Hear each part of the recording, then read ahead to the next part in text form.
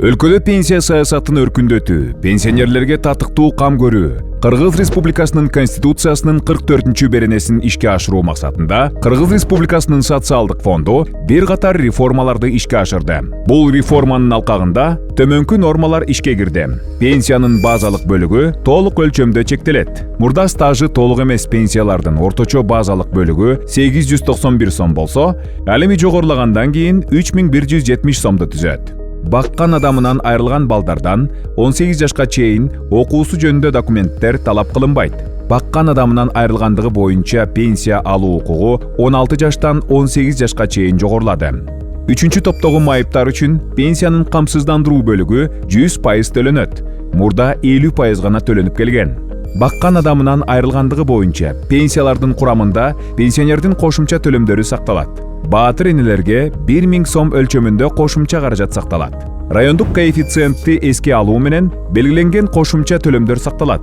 Эми жарандар пенсияга чыккандан кийин кайсы жерде жашабасын кошумча төлөмдөрү сакталып калат.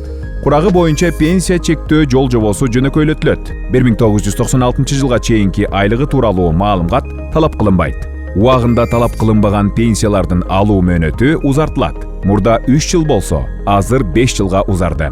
Минималдык стаж боюнча талап киргизилет. Жалпы пенсиялык куракты өзгөртпөстөн, мөөнөтүнөн мурда пенсиялар жокко чыгарылат. Камсыздандыруу төгүмдөрүнүн жыйноо динамикасы. 2021 жылдан тартып, камсыздандыруу төгүмдөрүн чогултуу эң жогорку көрсөткүчкө жетти. 2010 жылдан 2020 жылга чейин камсыздандыруу төгүмдөрүн чогултуу 115,7%-ты түзсө, 2021 жылдан 2024 жылга чейин 4 жыл аралыгында бул көрсөткүч 210,2%-га жетип, бул пенсиянын жогорулашына эң чоң өбөлгө болуп берди. Ошондой эле үстүбүздөгү жылы ишкерлерди колдоо, көмүскөдөгү камсыздандыруу төгүмдөрүн ачыктоо максатында камсыздандыруу төгүмдөрү 27,25%-дан 12,25%-га чейин төмөндөтүлдү. Бул көрсөткүч эл аралык практикада уникалдуу кадам болуп эсептелет. Пенсияларды жогорулатуу. Президент Садыр Нуркожоевич Жапаровдун тапшырмасында пенсияны жогорулатуу багытында алгылыктуу иштер жүргүзүлдү.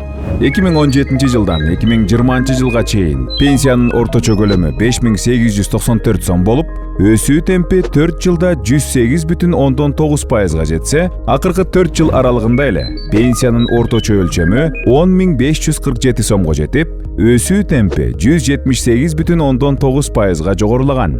2022 жылы пенсия 33%-га жогорулап, бул үчүн кошумча 20 миллиард сом керектелсе, 2023 жылы пенсиянын камсыздандыруу бөлүгү 38%-га жогорулаган. Жана буга дагы кошумча 20 миллиард сом социалдык фонддогу камсыздандыруу төгүмдөрүнүн эсебинен берилген. Ал эми 2024 жылы пенсияны пенсионердин жашоо минимумунан кем кылбоо үчүн 2 этап менен жогорулатуу чечими кабыл алынып, буга кошумча 20 миллиард сом каражат бөлүнөт.